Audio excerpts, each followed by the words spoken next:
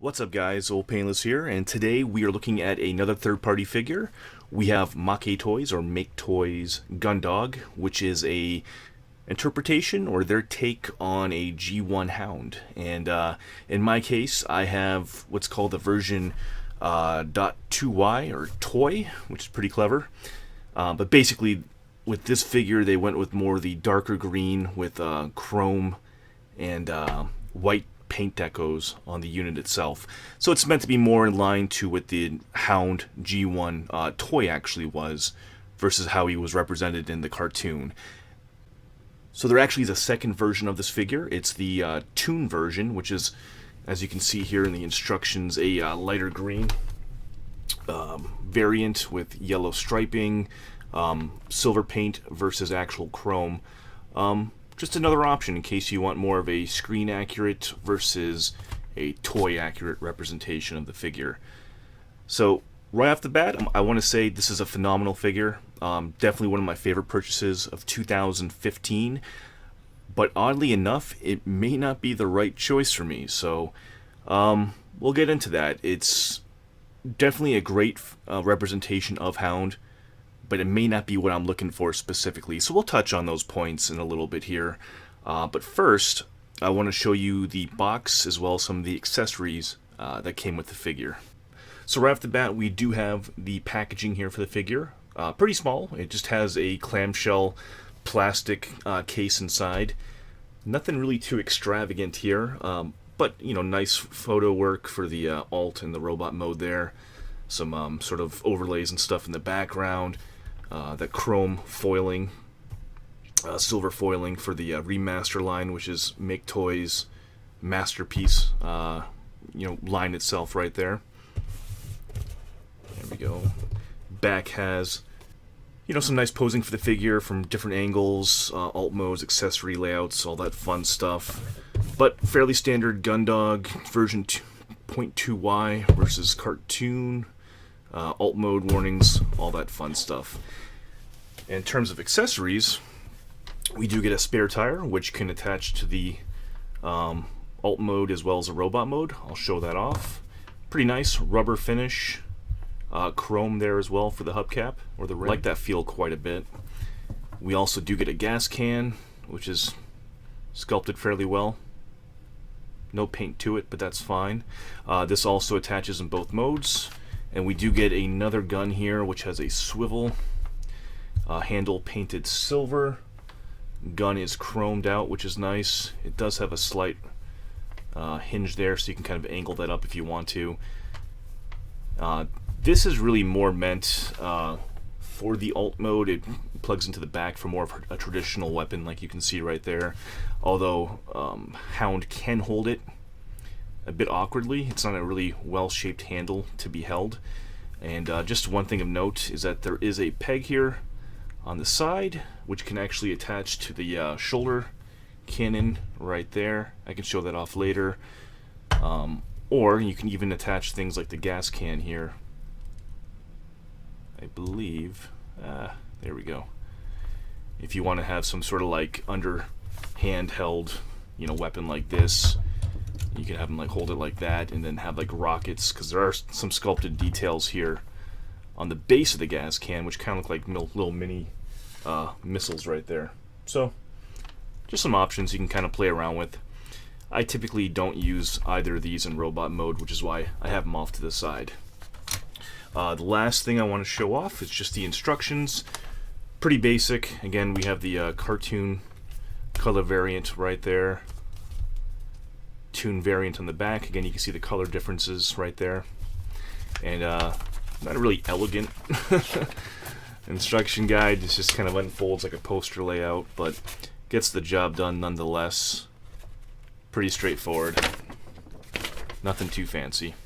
Let's go ahead now and take a closer look at the figure himself right here. And I gotta say, it's a great looking Hound. Big fan of the head sculpt. That's something I think Maketoys did quite well. Got that in focus right there.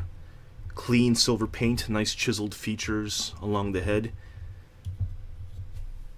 Nice blue painted eyes. On a ball joint, you do get a full amount of movement there, some decent up and down motion. Nothing too crazy though for the back motion. Really no left to right head wiggle either. So, but as a figure, this looks great. Very clean paint throughout. Things like the little white painted stars are exceptionally well done. You know, I like the silver detailing for the paint for the headlights and the little orange accents along the chest right there, and that chrome for the mirrors, the engine block. I mean, they really just pop and they contrast the green exceptionally well. Even little details like we got some sort of sculpted, rivets along the bumper there, and some very subtle sort of mesh sculpting, behind the engine block right there on the front of the vehicle. And things like the paint apps along the forearms, again, very well done. Clean whites, reds, painted along there. Very nicely done. We do get some a silver abdomen in there. We do have, again, some of that darker gray plastics throughout. Silver, yellows, I think that's white in there, and red for some paint accents there as well. Some nice die-cast thighs. Again, painted silver. Pretty nice. Reds all along the lower legs. I'm sorry, red along the kneecap and greens along the lower legs. And then we do have some white there as well, which is cleaner on this side. I have a little bit of overspray on this one right here.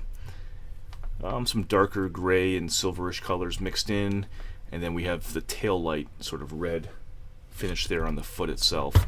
And then all the chrome is gorgeous. I already touched on that, but chrome on the rocket launcher, greens and silvers looks pretty good. Again, more red detailings right there. Silver wheels, spins really nice. Some other yellows and reds along the back of the foot, which will be much more apparent in the alt mode. But overall, a very clean sculpt, good detailing throughout. Nothing too excessive. It's pretty subtle in terms of line work and paneling and whatnot. Paint is applied for the most part very cleanly. A lot of weight to this figure too. It so some pretty hefty amount of die cast along the legs and the feet and whatnot, and I believe throughout the body to a certain degree as well. But has a nice heft to it. Certainly feels a lot more weighty than any of the current Masterpiece cars like Trax that just came out. It's deceivingly heavy, kind of like that feel you get from if you had Fans Toys Grenadier, their Bombshell. It's a very dense kind of figure like that guy. And just to show off these two accessories here, this wheel has a slot there in the back, which if you notice there are these two pegs. You can basically plug that onto the rear, like so. And I think that's a really clean storage option for that wheel. It actually looks really nice, I think. Looks nice in profile too. And then the last thing you can do, this is more of a, I believe more like a nod to the toy, but both of these feet have little pegs I can flip out. Oops. There we go. So you can basically choose how you want to plug this on, but basically that gas can will just attach to the front of the foot like that, which to me, I'm not really a huge fan of that. It's a little goofy looking, but it's an option there in case you want to do it. Just one quick note, we'll go over some of the posability. We touched on the head already. This does have some angling options for the rocket launcher. Shoulders are on pretty freely moving joints here. I mean, you really get all the extension in the world, as well as rotation here.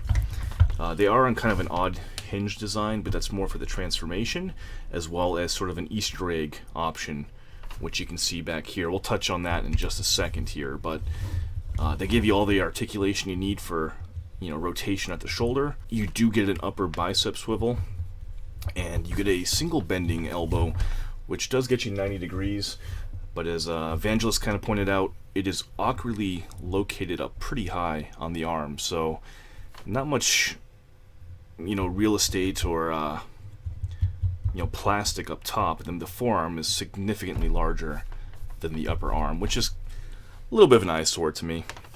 Not a huge fan of that. The wrist swivel, single pinned hinge for the fingers, which are on a single sculpt. The waist rotates like a champ. This has probably the best ab crunch I've ever seen before. Awkwardly so. I mean, you can get some subtle crunching there if you want to, but I mean, this really goes excessively far, entirely breaking the sculpt. So you probably don't want to go to that extreme, but it's really cool that you got some options there. So in case you want to do some more dynamic, maybe airborne poses, or you know, have them looking down, for example, you can definitely play around with that quite a bit. You know, just be aware that that hinge really, the further you go, the more gappy that becomes. Hips are pretty good, no ratchets, just friction universals. They go pretty far. Forward motion's a little bit limited by the sculpt, but nothing too crazy. Backward motion's definitely limited by the sculpt, although I guess you can kind of cheat it and put it out to the side, but decent nonetheless. You do get some limited thigh swivels, although I don't think you need to go any further outward than that, so pretty solid. Knees do bend 90 degrees. You can see there some nice detailing for the joint pops out. Looks pretty clean. The seats here are kind of awkward. I mean, they do fold with the knee bend, which looks pretty clean, but these almost feel like an afterthought. In fact, I mean, they pull out, which is kind of, well, it's not pulling out now that I'm pulling on it, but one of the first times I transformed this figure, this the seat actually popped off the joint, and it's not really held in by glue, it's just kind of held in by friction there. So I don't know, not an amazing design. I kind of feel like, I mean, these are on separate hinges here. I really wish like this piece had somehow folded underneath and then into the back of like that space right there. It just would have been a much cleaner design, and then that way you could have full range of motion, you know, on that back knee joint. Again, you get all the play you need out of the knee with 90 degrees, but I mean, you can get way further on the knee bend there if you just cheat it with the seat right there. So odd choice, maybe not the best engineering. Wish they could have done something a little bit nicer with that, but it's still functional. It's really more of a nitpick than anything. Feet are phenomenal. They give you all the ankle articulation forward and backwards, and I mean basically 90-degree ankle tilt. So really nice stuff. I'm a big fan of that. And again, they're all friction jointed. Nothing is really ratcheted on this figure, but the joints are super stable. Couple nitpicks on this figure now, aesthetically speaking, and this was really my hesitation in buying this initially. You know, if you're gonna buy this figure, you're clearly looking at this as a representation of the G1 cartoon to a degree, but you have to be comfortable with the fact that it's also a significant nod to the toy. So if you go into it with that in mind, I think you'll be very happy with the figure. The feet are bulky. Unlike the cartoon, you know, they maintain the bumper design on the shin like you had on the toy, which is an aesthetic choice they went with. You know, it's a big, bulky, you know, boat of a foot. Now, Fans Toys is also doing a version. It has a boat-like foot as well. It's quite large, which I get as a characteristic of this figure, or this character. But this just accentuates that a bit more. So, to me, I can live with this. Just be aware that that's an aesthetic choice that they made. You know, whether you like that or not, if you're going for screen or cartoon accuracy, this definitely deviates from it. Another aesthetic choice that doesn't really, you know, jive too well with me, and is really my main complaint, is just the size of these thighs are really wide, and for me they kind of awkwardly taper downwards as they get to the knee joint, which I suppose, you know, anatomically that's, you know, partially correct. It just looks awkward because they extend upwards and outwards, and then they're cut in really significantly on the inner thigh, and then on the universal hip joint there's a pretty huge chunk of like triangular plastic here, which sort of frames out the hip. So you have these sort of, to me, these sort of awkwardly shaped upper legs and thighs that, I don't know, they just accentuate the bulkiness of the thigh versus like a sleek look to it. And I think if you have that in conjunction with the bulky lower leg, it just becomes more obvious to me. Again, these are aesthetic choices that they went with. It's something that doesn't necessarily ring true or jive all that well with me, but it may not be an eyesore for you. And just to comment on one more aspect of these legs, if you look at it head on, you notice these sort of gray or silver clips on the sides there, and these are just sculpted plastic, which are meant to sort of cover up this this side plastic piece. And these are basically just flaps which are utilized in transformation for the alt mode as a step to get into the Jeep. I just feel like this is such an odd choice to add on. I've seen other reviews where this first came out and people didn't even utilize this step in the transformation. They didn't even fold it down.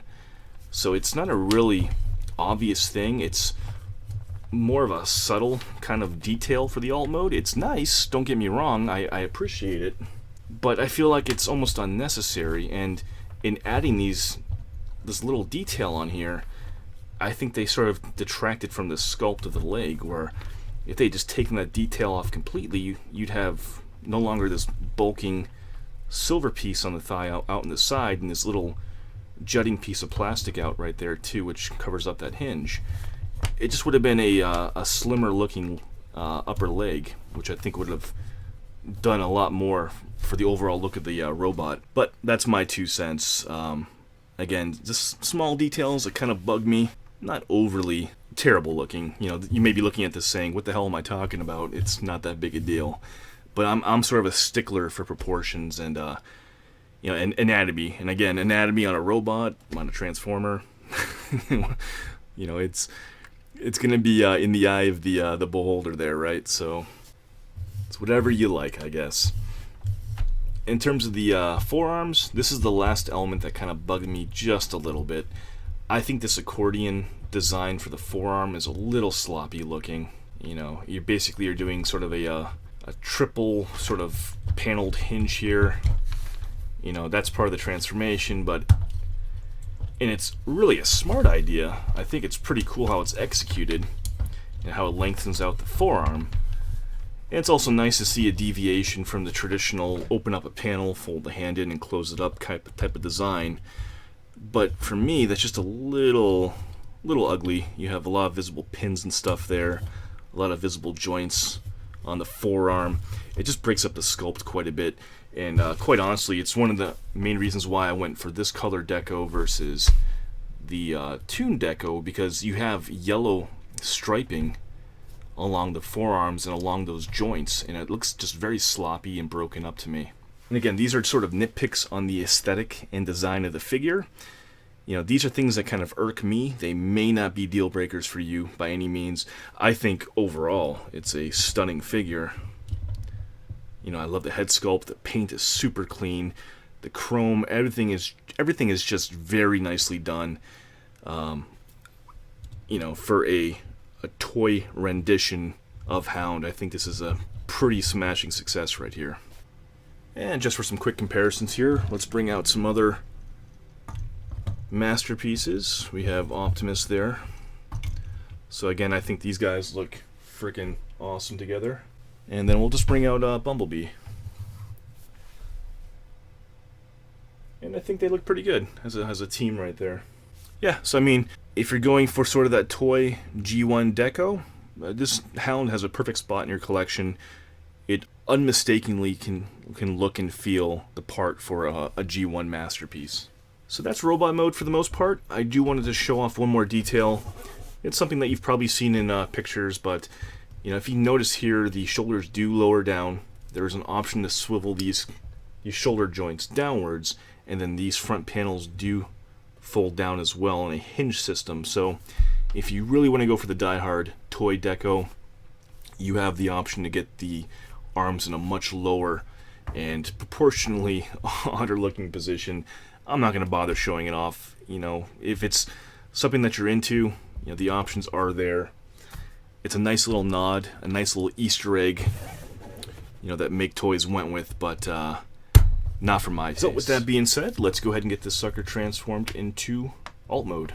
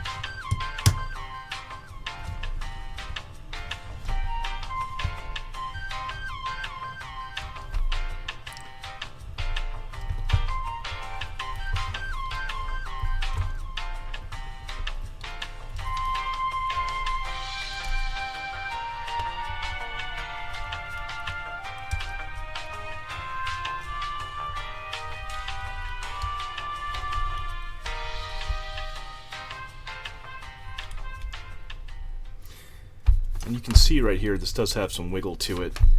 This may even fall off as I'm transforming them, but yeah, you can see it's just held in via friction right there. So don't be alarmed if those feel loose. So this part isn't overly complicated. In fact, it probably helps to have that split.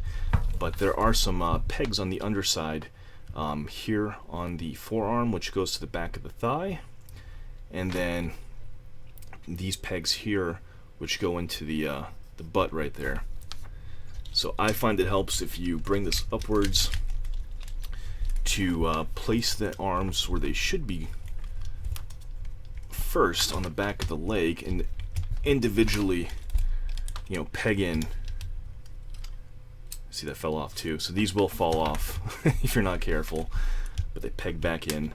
But basically, just to get these pegged in to the back of the leg first with your hands positioned like so, and those kind of just click into place just like that. And once that's all pegged together, then you can kind of just push things together. So pretty easy.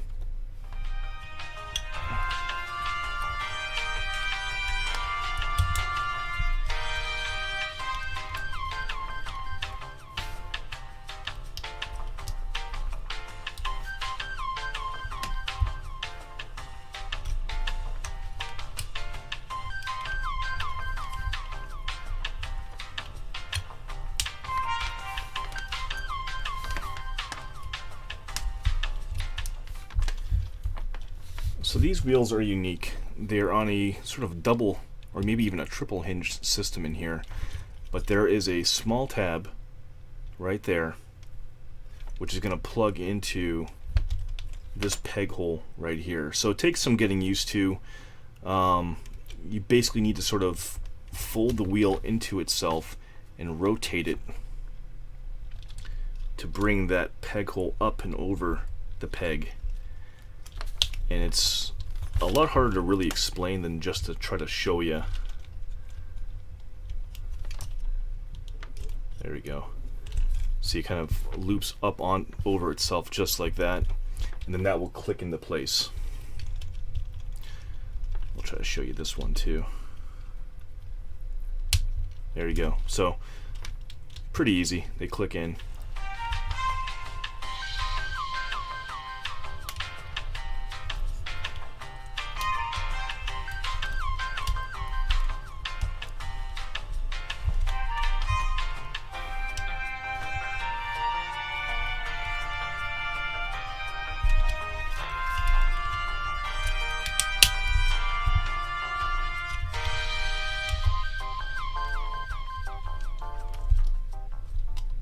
And that is Gundog in alt mode. And I gotta say, he's pretty clean looking. That is a really slick looking Jeep. And the transformation's not that complicated either. Once you just kind of learn the right order to kind of line things up before pegging certain parts together. You know, like I mentioned, I think if you get the arms lined up with the legs first before condensing it all together, and it really makes it a lot easier. But yeah, a pretty simple transformation for the most part. Let's go ahead and attach those accessories we mentioned too. So both these pegs will fold down. We can take the gas can, plug that on the back, and take the spare tire, and that will plug on there as well. Pretty nice looking. That is sort of the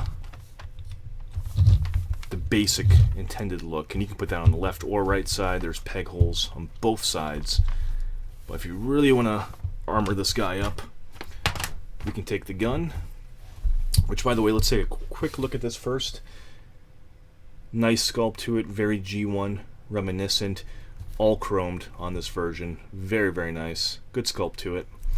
And then that is the rocket launcher in closer detail. Again, chrome, silver, and green painted, so very nice. If you notice though, there are some holes here on the side, and that will accommodate the gun or this particular weapon. But in this case, we can plug the rifle onto the rocket launcher and then utilize this peg plug onto the back of the vehicle. So you do get weapon storage for all the weapons on this guy. A little goofy in my opinion. You know, I pick usually either or. But there we go. Let's throw that off to the side for now. So yeah, I mean, overall, pretty nice representation of Hound. It's a good looking Jeep. Love the rubber tires. I mean, it rolls like a champ. And the green contrasts with that chromed out silver and the blacks and the, you know, subtle little reds throughout, and a little bit of yellow on there too. It just really pops. Has a great contrast. Looks fantastic. It may not be showing up on camera, but the green is painted and there are some metallic flecks throughout there. Again, I'm not sure if that's really showing up on camera, but really nice looking, pretty sharp. And then you do have the little steps there I mentioned before in robot mode. Again, it's not really apparent in alt mode, in my opinion. It's a nice little touch to it, but I mean, looking down, top down, you wouldn't even notice those there. Back look as well, very clean. Love the chrome on this. Great looking alt mode. My only complaint really of the alt mode, a little gappy. Looking at it straight down, you can see right through to the back. You know, so I mean, for the most part it cleans up pretty well, but there is some see-through, some gappiness on that, but pretty minor when you get down to it. The only other complaint is going to be that it is scaled kind of big, and I'll bring out some comparisons in just a second, but like next to a Lamborghini, you know, some of the other MP cars, this definitely has a pretty big feel to it in comparison. So just to show off the scale and, you know, what I mean by it being maybe a little bit large, you know, here he is next to Masterpiece Sideswipe, and you know, I guess it could work in theory. It certainly isn't large enough to really sway me from wanting to display these together. I think it's emphasized more just by the size of the chairs and stuff here too, versus what you'd see in an actual car. So definitely a little bit out of scale with each other. It's not outrageous enough where you're going to be like, holy crap, these are different lines altogether, you know what I mean? They share the same type of aesthetic quality, and they're not that far off from each other where it's too much of an eyesore. But, you know, it is what it is. You're not going to have perfect symmetry with, you know, scale for different types of cars, vehicles, and then having to get that into a perfectly sized robot as well. So you can't win them all. Alright, so final thoughts on Gundog. I think he's a great figure. You know, whether he fits your collection is going to be the real question you have to ask yourself, and it's something that I've been debating. In terms of a Hound representation, he's phenomenal. I mean, he looks great. He definitely looks and feels the part. he can blend into a masterpiece display with no issue whatsoever. But you have to be aware of the aesthetic choices that Maketoys went with, and these are design cues that you have to be okay with in terms of what you want out of a masterpiece figure. This is, in my eyes, a perfect blending of G1 toy as well as G1 cartoon sort of merged and blended together. I think they did it in spectacular fashion, and it's why I went ahead and bought this toy in the toy deco, in color and whatnot. And I think it's very successful in that regards.